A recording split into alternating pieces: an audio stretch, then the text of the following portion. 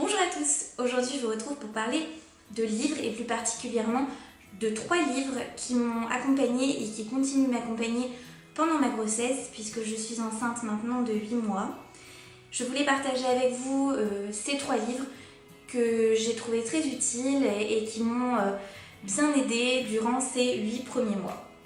Donc le tout premier livre, c'est celui-ci, Bientôt Maman, aux éditions First. Qui coûte 9,95 €, donc qui est largement abordable. J'ai acheté le même version Bientôt Papa pour mon mari.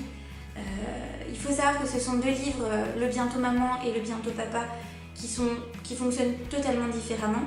Le livre pour les papas va traiter chapitre par chapitre les grands points de la grossesse pour faire un petit peu découvrir cet univers au papa. Et le livre pour les mamans, c'est chronologique, donc mois par mois, avec l'évolution du bébé, l'évolution de la maman, etc. Ce que j'ai bien aimé dans ces 2 livres, c'est qu'il y a énormément d'humour dedans, ce qui permet de dédramatiser un petit peu dans les gros moments de doute. J'ai aussi également apprécié le fait que ça soit plus porté sur les sentiments et sur le ressenti. Je le compare par exemple aux livres style Marabout, etc. que j'ai. Et je dirais que celui-ci va beaucoup plus traiter des sentiments de la maman, ce qu'elle peut ressentir à partir du 5e ou du 6e mois et ce que le bébé ressent également. Donc voilà, c'est un livre que je recommande aux futures mamans ou alors à l'entourage d'une future maman comme petit cadeau. Je l'ai vraiment trouvé très drôle et mon mari a également apprécié le livre pour les papas. Donc voilà, il y a des trucs qu'il n'a pas forcément trouvé très utiles, mais en tout cas ça lui a appris plein de choses et j'ai trouvé ça vraiment chouette. Donc le deuxième ouvrage, c'est celui-ci, Bébé Veggie, qui est le livre de Ophélie Véron, donc Antigone 21 pour ceux qui sont sur les blogs vegan, etc. C'est un livre que j'ai eu pour mon anniversaire. Donc j'étais enceinte mais je ne le savais pas. C'est une de mes amies qui est végétarienne comme moi et qui se pose beaucoup de questions sur l'alimentation et sur les enfants qui me l'a offert. Et ça tombe bien parce que je l'ai adoré, franchement je le trouve vraiment top. Qu'est-ce que je peux dire là-dessus ? Pour le prix, je ne l'ai pas puisque comme c'est un cadeau, il a été barré. Et l'édition, c'est les éditions La Page. Ce que je peux dire sur ce livre, c'est que c'est un livre qui ne s'adresse pas uniquement aux mamans véganes ni aux mamans végétariennes. Moi étant végétarienne, je l'ai lu sans, sans planifier le fait que mon bébé serait végétarien ou vegan. Puisque moi, je pars du principe où j'ai fait ce choix personnel et je ne l'impose à personne. C'est-à-dire que moi, j'ai mes propres raisons de le faire. Et donc, mon enfant fera ses propres choix, lui aussi, quand il sera en mesure de les faire. Par contre, ce livre vous apprend énormément de choses sur les besoins nutritifs d'un bébé, sur l'allaitement notamment, sur les alternatives si vous voulez éviter de donner trop de produits animaux à votre bébé ou à votre enfant. Et puis surtout il va traiter de choses comme la DME, donc la diversification alimentaire par l'enfant, que j'ai découvert du coup avec ce livre et qu'on aimerait mettre en place avec mon mari. Donc voilà pour ce livre-là. Qu'est-ce que je peux dire d'autre ? Il y a aussi bien évidemment des recettes et puis voilà, ça répond à des questions. Est-ce qu'on peut manger du soja en étant enceinte ? Est-ce qu'on peut donner du soja à son bébé ? Est-ce que l'enfant peut manger cru, etc., etc. Moi je l'ai vraiment vraiment beaucoup aimé. En plus de ça, il est très joli, c'est un très très beau livre. Donc voilà, ça c'est vraiment un livre que je peux recommander à toutes les mamans qui sont intéressées de découvrir peut-être des alternatives ou d'autres choses et qui sont ouvertes à de nouveaux régimes alimentaires pour elles mais aussi pour leur enfant. Voilà.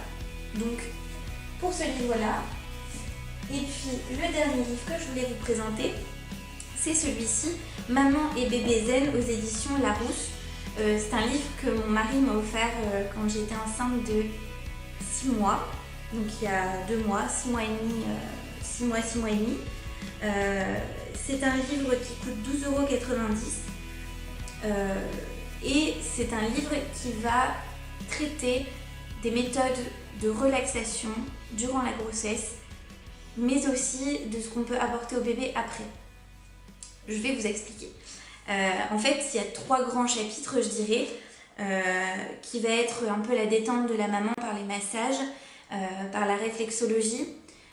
Il va avoir un grand chapitre sur l'alimentation, bien évidemment, et un chapitre pour les papas, donc ce qu'ils peuvent apporter, etc.